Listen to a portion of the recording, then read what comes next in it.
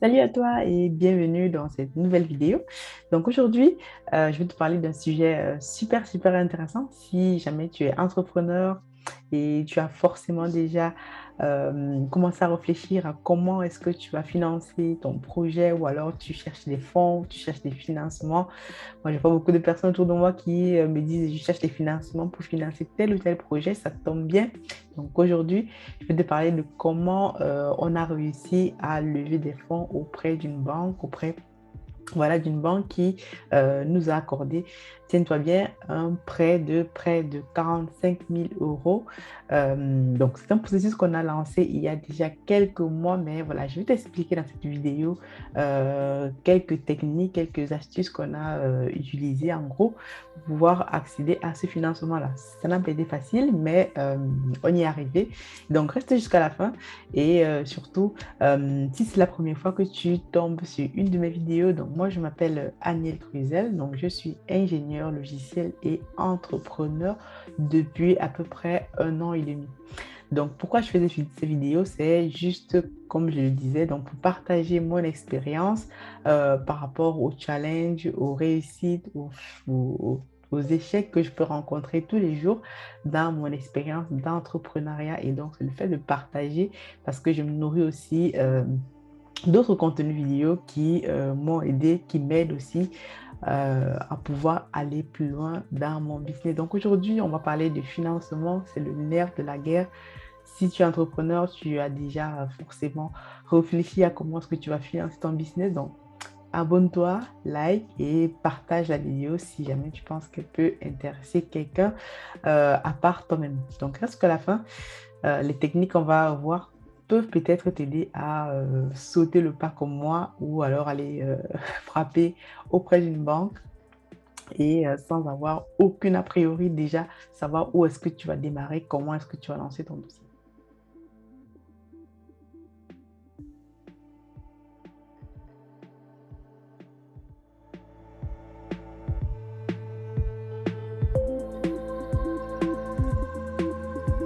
Donc, comme je disais tout à l'heure, donc aujourd'hui, là, on va parler donc de comment financer son business à l'aide d'une banque. Donc, comme tu le sais, il y a plusieurs façons de pouvoir se financer son business, de pouvoir trouver des capitaux pour pouvoir démarrer son business. Mais le plus important, c'est que toi-même, tu as déjà commencé à investir dans ton propre business parce qu'aucune banque, aucun investisseur ne va investir dans ton projet si toi-même tu n'y crois pas, c'est-à-dire si toi-même tu n'as pas déjà pris des risques. Donc, c'est super important. Donc, comment est-ce que tu vas démarrer? Comment est-ce que nous, on a démarré l'aventure jusqu'à pouvoir se faire financer près de 45 000 euros? C'est énorme, mais peut-être pas pour d'autres personnes, mais pour un petit business, une petite entreprise qui démarre juste, c'est quand même pas mal, je trouve quand même. Donc, ce serait intéressant donc de pouvoir, peut-être toi aussi, de pouvoir aller voir une banque pour pouvoir te faire financer combien tu veux, par exemple 50, 30 000 euros pour démarrer ton business, pour te permettre de passer plus loin. Donc, il faut savoir que le fait de passer par les banques, donc un crédit bancaire, est vraiment un super levier pour te permettre de grandir rapidement. Donc, on a besoin de fonds. Donc, première des choses que nous, on a eu à faire lorsqu'on a lancé en fait ce dossier de financement auprès de la banque qui nous accompagne. Donc, si je te parle de quelque chose qui date de 8 mois aujourd'hui, ça fait 8 mois, il y a 8 mois qu'on a lancé ce dossier-là. Et il n'y a que maintenant, il y a quelques semaines, quelques jours même déjà qu'on a réussi à avoir le financement. Donc, pendant tous ces longs 8 mois, ben, dis-toi que l'entreprise devait continuer à fonctionner, continuer à générer des revenus. Et donc, pour que le banquier aussi puisse savoir que ce n'est pas seulement une entreprise qui est là pour attendre seulement le financement de la banque, mais on a déjà quand même mis en place des choses qui font rentrer du cash. Donc, première des choses, c'est déjà, comme tout le monde, faire un business plan, tout ça. Même moi, le business plan, c'est quelque chose en fait que j'ai fait. On a dû faire un business plan. On a trouvé un banquier qui va nous accompagner, mais honnêtement, comme je t'ai dit, le banquier nous a clairement dit votre business plan voilà, ne m'emballe pas vraiment trop, quoi. Donc, ce qui me fait pouvoir vous accepter de accepter de vous accompagner, c'est par exemple la confiance que j'ai en vous, donc les garanties que vous allez nous fournir et déjà l'activité, qu'est-ce que vous allez faire concrètement dans l'activité. Donc, si tu me suis déjà un peu, tu sais que donc ici en France, donc moi j'investis dans le digital, prestation de services, business en ligne avec une boutique sur Amazon, eBay. Actuellement, on a lancé une boutique sur eBay aussi. On est en train de travailler sur notre site web et etc. Donc, on va multiplier les canaux de vente, mais donc au tout début, qu'est-ce qu'on avait? Au tout début, donc, on a commencé avec toujours un business de location de véhicules. Donc, le business plan qu'on a fait était basé donc sur de la location de voitures. Donc, c'est-à-dire que aujourd'hui, qu'est-ce qu'on fait nous? Donc, on loue nos véhicules sur des plateformes partagées en ligne entre particuliers pour pouvoir donc vous pouvez louer un véhicule comme ça à travers ces plateformes-là à 5 000 de chez vous et pouvoir y accéder de façon, on va dire, avec votre téléphone libre service en gros. Donc, le but en fait, c'était donc d'avoir des véhicules. Donc, au départ, on avait nos propres véhicules financés avec nos fonds propres, donc trois exactement. Et donc, ces véhicules-là tournaient déjà. Et donc, on allait voir le banquier en lui disant, donc, nous, on a déjà trois véhicules et on aimerait donc racheter ces véhicules-là par la banque. Voilà, donc pour avoir donc regroupé ces crédits dans une seule institution bancaire et ensuite donc pouvoir baisser le taux d'intérêt, etc., etc. Et avoir des taux plus intéressants puisque là, c'est un crédit en une entreprise. Donc, c'est pas forcément la même chose que si vous prenez un crédit personnel ou à consommation. Donc voilà en gros l'astuce qu'on a utilisée. Donc, et on a fait un business plan, des prévisionnels, tout ça. Donc, ce qui est intéressant à savoir, c'est qu'on avait déjà quelque chose, on va dire une garantie, une matière, c'est-à-dire des véhicules. Donc, si jamais ça ne marche pas, on peut toujours revendre nos véhicules et rentrer dans notre capital. Donc, il faut savoir que les banques, en fait, regardent tout ça puisque généralement, vous pouvez aller auprès d'une banque, demander un financement d'un véhicule pour vous acheter un véhicule pour votre utilisation personnelle ou voilà. Donc, mais au début, c'est ce qu'on a fait. Quand on a acheté ces véhicules-là, c'était pour un crédit auto, pour une utilisation personnelle, sauf que derrière, c'est devenu donc une activité commerciale. Donc, le banquier, il a regardé ça et donc on lui a dit, donc nous, ce qu'on aimerait donc faire, donc on a trois véhicules actuellement, on aimerait rajouter un quatrième véhicule et à côté de cela, développer aussi une boutique en ligne, un business en ligne, quoi. Donc au début, ils ne croyaient pas trop puisqu'ils nous prenaient vraiment pour dire, bon, je ne crois pas vraiment à votre business en ligne, mais voilà, pour les véhicules, on peut vous aider à financer les véhicules, mais pas pour vos produits en ligne. OK. Donc on est parti là-dessus, donc sur un certain montant. Donc tiens-toi bien la chose qu'il nous a dit. Donc nous, banquiers, donc, la banque, on va se mouiller. Donc, au départ, on voulait 50 000 euros. Donc, on aimerait bien que vous-même, vous mettiez aussi la main à la pâte, donc vous montrez que voilà, vous allez contribuer quand même. Donc, on peut vous financer donc 45 000 euros et 5 000 euros restent à votre charge. Donc, c'est déjà quand même un bon deal. Donc, on s'est dit, OK, on va le faire. Et donc, c'est un processus qui a donc pris, comme je te dis, 8 mois aujourd'hui avec des appels téléphoniques, etc., des factures. Donc, vous savez que en plus, ce sont des prêts qui sont garantis pour une partie par l'État. Donc, il y a beaucoup de vérifications à faire. Donc, voilà, c'est là.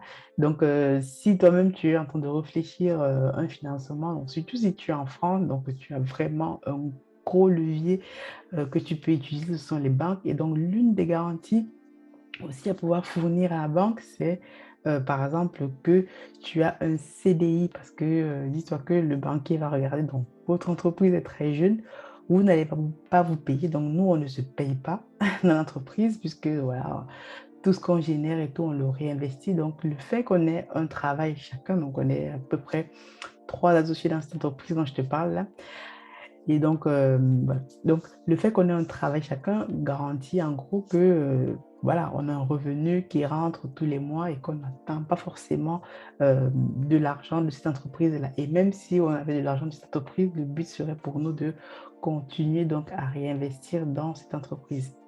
Donc, garde ça bien en tête.